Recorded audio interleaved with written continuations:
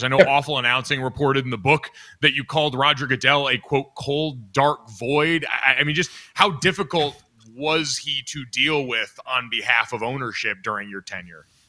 Yeah, I mean, look, Roger is formidable. And, I would invite everybody to read, the whole book, because I do think that it does, or I tried to do a decent job of talking about how relationships develop, how they formed.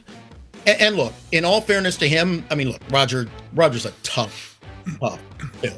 I mean, he's just a tough pill. But in his defense, I would say that both of us were thrust into a position in 2009 leading up to 2011.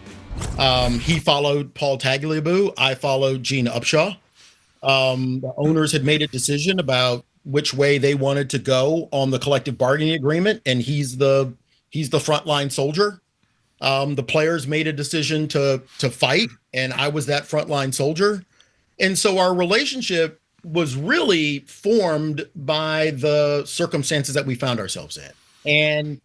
And that said, Roger is formidable. He's smart. He can be, what's the understatement? A little bit difficult to work with sometimes.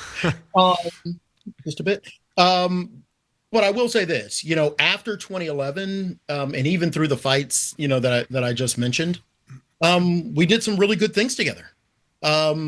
Changing the health and safety kind of construct. We were talking about 2-a-day practices that one of us knows a little bit better than others on this one. Just saying.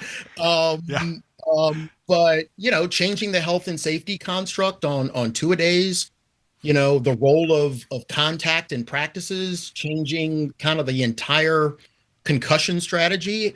And by the way, I am absolutely convinced that, as all of us watched that Monday night game, where unfortunately DeMar Hamlin was severely and critically injured, I am absolutely convinced that if we hadn't implemented the protocols between the league and the union, I believe those protocols saved that young man's life.